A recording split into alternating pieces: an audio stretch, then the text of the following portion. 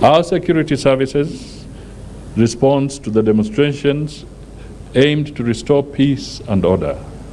We deeply regret the loss of lives and injuries sustained during this period, both among civilians and security personnel. These losses are a solemn reminder of the collective need for vigilance and restraint. In the recent past, social media has been misused to perpetuate a narrative that certain lawful arrests were abductions, when in fact those arrested are either awaiting trial or have been released after the necessary legal procedures. Some of the people allegedly kidnapped were safely reunited with their families, for instance, the two Kitengela brothers and activists. All arrests will be conducted within the bounds of the law, and we remain committed to upholding the principles of justice and due process. Any officer found contravening these principles will be held accountable. Wiper leader Kalonzo Musyoka has poked holes into the President William Ruto's proposals to fix laws crucial to the 2027 State House race, in which he will seek re-election, even as critics question his preoccupation with power transition when the Electoral Commission is in limbo. Barely a month after tabling the government-sponsored Elections Amendment Bill of 2024 that could end the live streaming of presidential elections, President William Ruto on Tuesday led his cabinet in proposing yet another law that would radically alter the transition of power in the next election. Haiwezekani baraza la mawaziri kufanya jambo ambalo wao wenyewe wanajua ni kinyume cha sheria. Mfano ndio huu, hatu wanasema watapitisha sheria kwamba ambaye anakuwa rais aapishwe baada ya masaa 24, na katiba inasema ni lazima kuwe na kipindi cha miezi siku 14. Kwa mfano, kama kuna mtu mlalamisha anaenda kwa mahakama kuu, alafu akimaliziwa hiyo ndio yule ambaye amechaguliwa anaweza sasa kulingana na uamuzi wa mahakama anaapishwa kama rais wa jamhuri. Lakini wanataka hii ifanyike usiku. Hawataki tena mitandao kama vile wao mnafanya hapa na simu zenu. Mkipata matokeo hapa mnapeperusha mara moja kwa makao makuu. Juzi Marekani wamefanya uchaguzi, hakukuwa na IBC inajulikana. Donald Trump amejua ameshinda siku ya pili, lakini hapa lazima wiki moja, wizi wa kura na mambo kama haya, kwamba hatuna tume ya kusimamia uchaguzi. Tangu kina Chebukati wang'atuke mamlakani, hatuna IBC commissioners. Sasa tunatoa onyo hapa tukiwa Embu kwamba mwaka ujao, before March, kama hakuna IBC, mimi mwenyewe nitakuwa mbele kuandamana Kenya hii, tuseme lazima kuwe na IBC. Well, at the same time, the former Vice President Kalonzo Musyoka also called on ODM members within the Azimio coalition to make a decision on where they stand, either in opposition or in government. Musyoka said the leaders have been manipulated to supporting the government, while at the same time saying they are still in opposition, a scenario that just cannot be. Musyoka made the remarks while in Embu, a day after former Deputy President Rigathi Gachagua hinted at a possible alliance with Kalonzo Musyoka. Wale wabunge waliopiga yes kwa ile finance bill, watoto wakatoka wakaandamana, wakaenda wakasema, nyinyi wabunge tokeni huku, nyinyi ni bure, umetekwa nyara na Ruto. Wao pia wajue kwamba uchaguzi ikija wameenda nyumbani. Ama mwasemaji? Kwa sababu wao na wale wa Azimio ambao tayari wameenda kulala kitanda kimoja na Ruto, wajue pia chuma chao pia kimotoni. Ama mwasemaji? Kwa hivyo nasema, either you are in opposition or you are in government. We cannot have a midway situation. Wacha niongee kwa Kiingereza ndio wasikie. You are either in government or in opposition. Kwa hivyo wale tukianza Januari, tunasema wale ambao wanajiita wa Azimio Wale walienda kule mawaziri ni sawa, na wengine wakichaguliwa, nasikia Ruto anataka kuchukua wengine waende kibinafsi, lakini Azimio itasimama. Hata kama Azimio mnaona haina maana, tukianza Januari pia ni lazima tuamue tuwe na muungano mpya wa kupeleka hao watu nyumbani. Wangapi? Prime Cabinet Secretary Musalia Mudavadi, who also doubles up as the acting Interior CS, on Thursday evening visited injured police officers. And earlier in the day, Mudavadi disclosed that 383 police officers have been killed in line of duty in the last 6 years. Mudavadi noted that between January and December 17, 2024, 55 officers lost their lives on duty. The Prime CS maintained that security officers are the unsung heroes of the nation, even as he expressed gratitude for their dedication. He also urged members of the public to partner with law enforcement agencies by reporting criminal activities and suspicious behavior.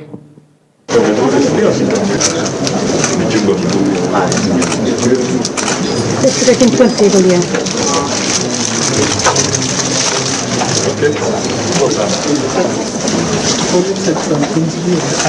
Not internally. We wish you well, Colin. Yeah. Thank you for holding out.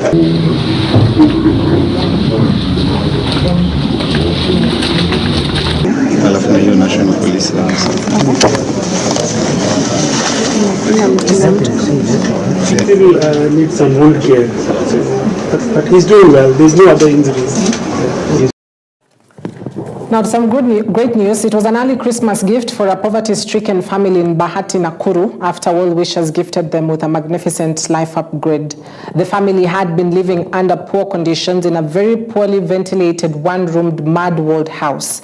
Their sorry state moved a kind-hearted group who visited the family and promised to elevate their lives. Jacinta Wangare from Kiamaina Ward, together with her 9 children, benefited from a 3-bedroom house constructed by the group in support of Pastor Tony Wainaina and friends from the United States at a tune of $500,000 shillings. During the handover event, the chairman, Bishop Wilson Kabu, commended the work done in a record time of just 4 weeks, saying it has provided a permanent habitation for the young lady.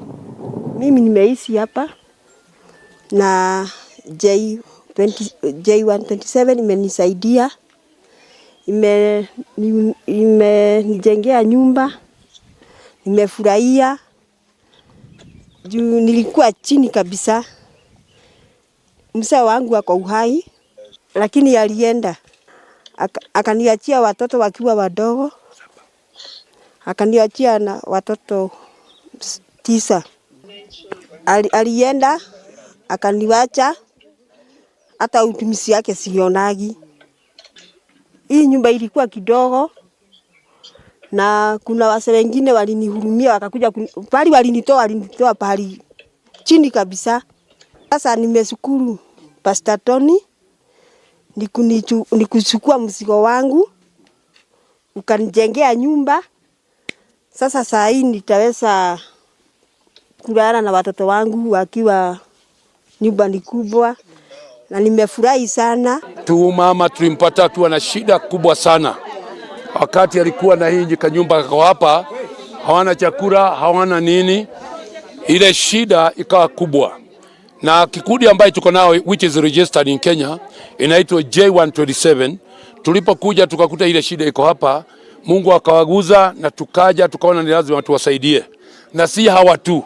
Tumekuwa tukisaidia hata watoto wa shule. Right now tumekuwa tukilipia katika kikundi hii ya J127, that is James 1:27 in the Bible, ya kwamba tumesaidia watoto kama 34 ambao tunalipia shule from form 1 to form 4, wengine primary. Tunapeaga hawa mama wengi zaidi ambaye ni wamewachwa na mwana zao chakula, hata kama leo tumewapa ya Christmas. 2 years ago we started this group just as a prayer group for widows, and we started supporting them slowly by giving them something small at the end of the month, because most of them are ailing and others were their children has brought their glad children to their parents, Now we saw that it has been difficult even to pay the school fees.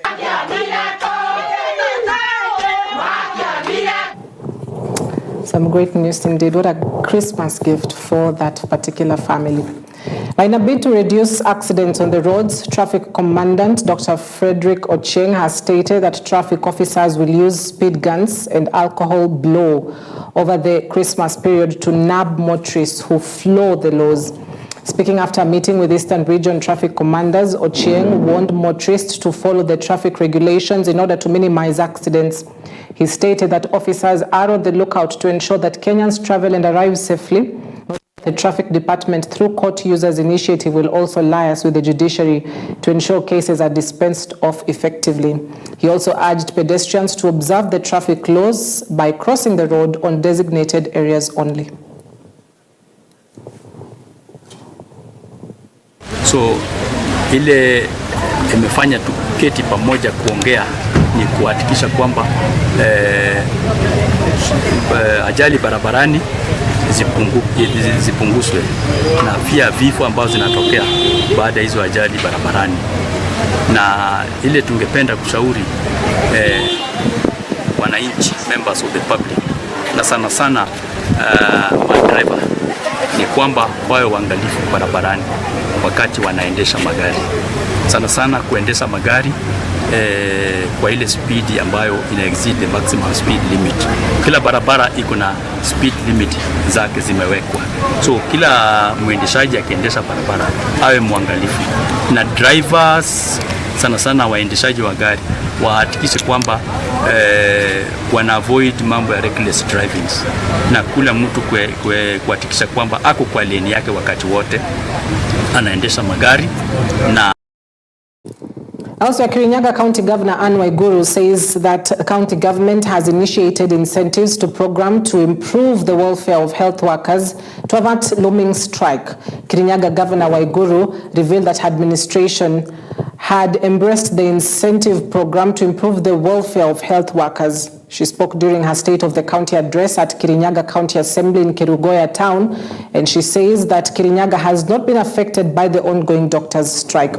She further said the government has improved the welfare of doctors and other health workers by giving them incentives to improve welfare, as well as giving them necessary medical equipment in all hospitals. At this point in time, we are very grateful in Kirinyaga County that we do not have a situation with our medics, and mostly because of our structure is slightly different.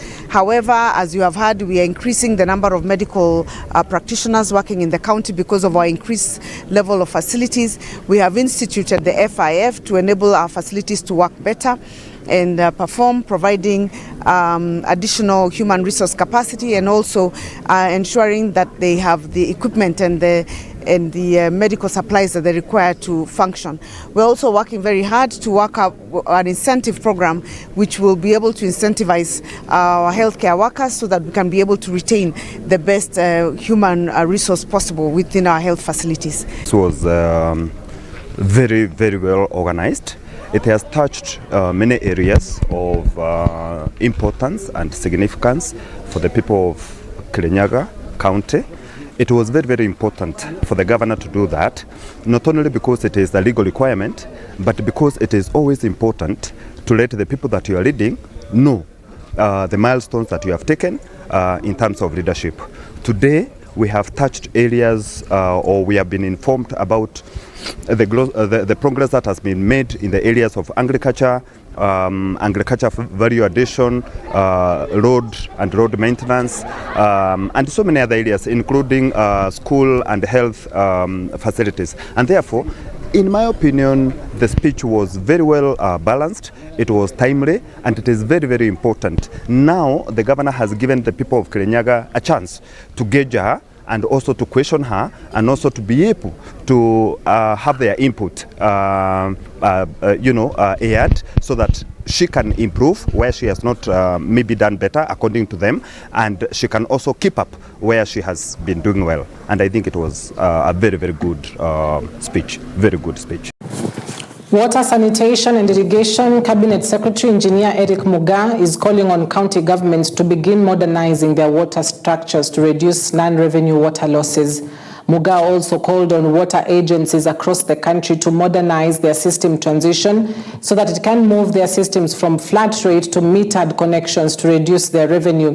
The CS say that for water companies to remain sustainable, such measures are important so that they can become profitable, hence increasing efficiency. He was speaking during day one of his tour to Samburu County to inspect water projects. On their part, local leaders led by Deputy Governor Gabriel Lenengwesi and Area Member of Parliament Naisula Lesuda committed to work closely with the national government to ensure that such projects are protected and well maintained so that they can continue benefiting the people of Samburu and its environs. So I really hope that there will be no hitches, financial, from the contractor, from the ministry, CS. He has really put pressure that within the stipulated time, the project will be complete so that the people of Maralal town can enjoy this very important resource. Where we are now, this is now a project that's bound to take place like 2 years ago. But we are very happy we are seeing some action. What we are requesting on behalf of the county, that let's now walk the talk. Let's walk the talk. We'll work together with the national government, together with the water agencies. A project like Yamo here that was done to a tune of around 1.3 billion has to be sustained and has to give value for money. Without using this water, then as we stand here today, the project is not adding any value to the people of Samburu.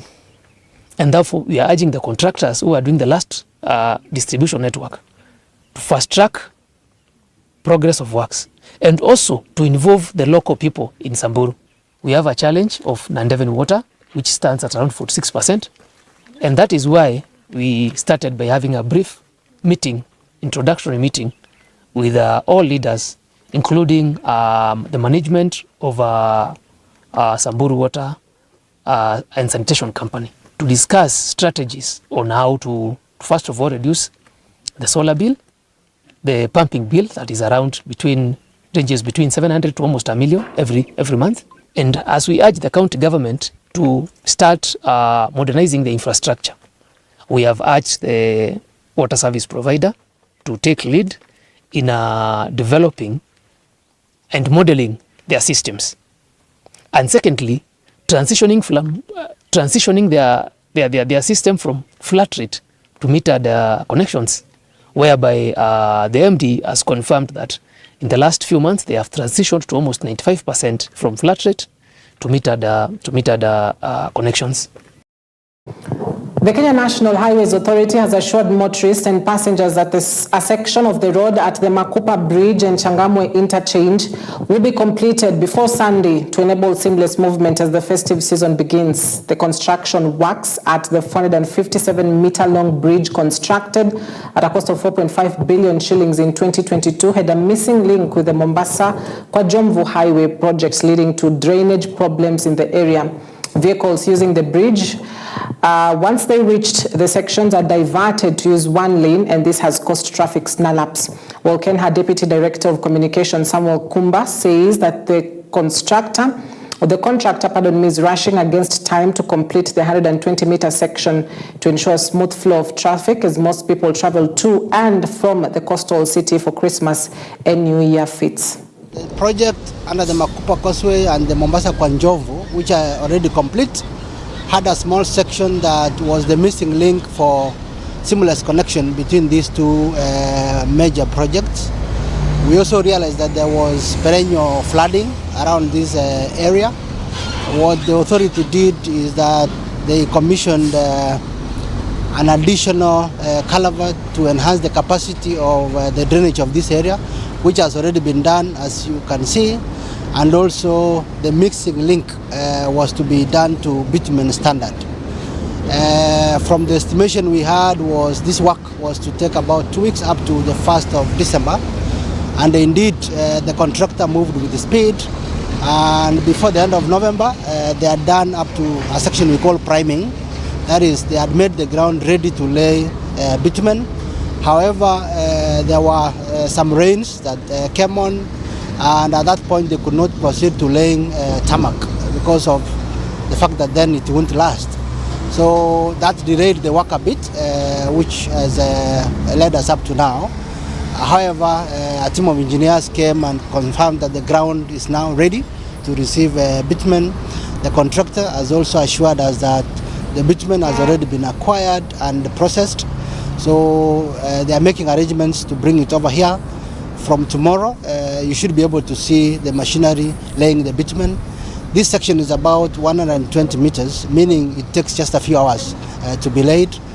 But because of the standard also we are looking at, we will lay the bitumen in 3 layers. So once they are done with the 3 layers, they will give it sufficient time to cure and heal. And therefore we can assure the public that as we move to the festivity season, latest by Sunday, traffic will be motorable here in a very seamless manner. And we no longer experience drainage now in this section because it has already been sorted.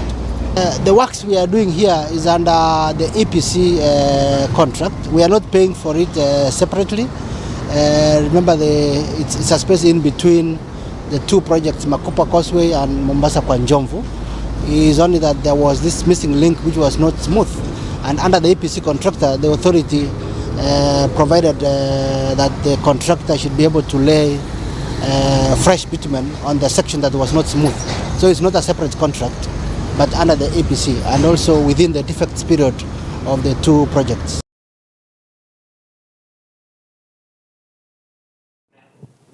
Well, that's very good news for residents, for them to be able to, have easy access to better roads. And just facilitate their movements within Mombasa County. So that is where we wrap it up tonight. Thank you very much for watching. I hope you have yourself a fantastic night. Stay safe, stay warm. My name is Cynthia Nanjala. Good night. God bless.